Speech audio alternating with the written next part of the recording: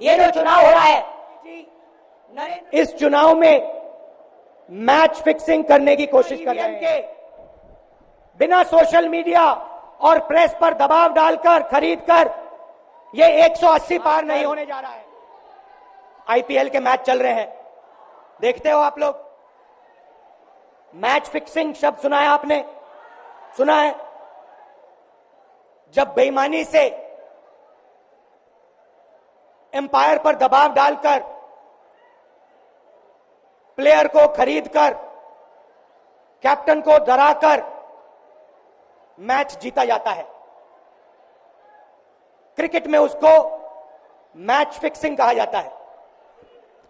हमारे सामने लोकसभा का चुनाव है। अंपायर किसने चुने? नरेंद्र मोदी ने।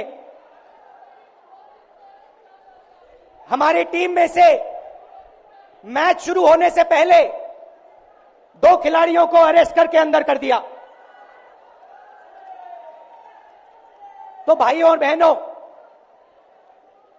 ये जो चुनाव हो रहा है, नरेंद्र मोदी जी इस चुनाव में मैच फिक्सिंग करने की कोशिश कर रहे हैं।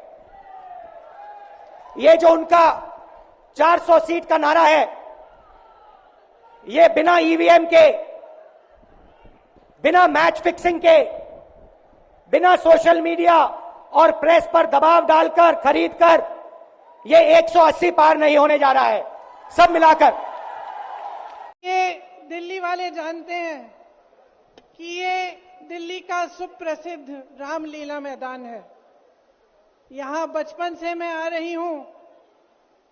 हर साल दशहरे के दिन यहां इसी मैदान में रावण के पुतले का दहन होता है। मैं छोटी थी तो अपनी दादी जी इंदिरा जी के साथ आती थी, उनके पैरों के पास जमीन पर बैठ के देखती थी।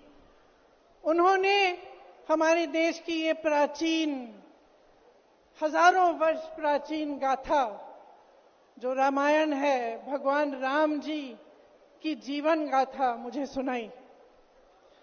आज जो सत्ता में है वे अपने आप को राम भक्त कहलाते हैं। इसीलिए यहां बैठे हुए मेरे मन में ये बात आई कि उनको इस संदर्भ में कुछ कहना चाहिए। मुझे लगता है कि वे कर्मकांड में उलझ गए हैं। मुझे लगता है कि वे दिखावे में लिप्त हो चुके हैं। इसीलिए मैं आज यहां खड़े होकर उन्हें याद दिलाना चाहती हूं कि वो हजारों वर्ष पुरानी गाथा क्या थी और उसका संदेश क्या था। भगवान राम जब सत्य के लिए लड़े, उनके पास सत्ता नहीं थी। भगवान राम जब सत्य के लिए लड़े, उनके पास संसाधन नहीं थे। उनके पास तो रथ भी नहीं था।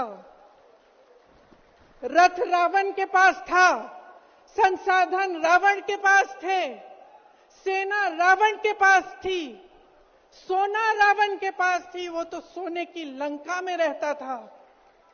भगवान राम के पास सत्य था, आशा थी, आस्था थी, प्रेम था, परोपकार था, विनय था, धीरज था, साहस था और भगवान राम के पास सत्य था। मैं सत्ता में बैठे हुए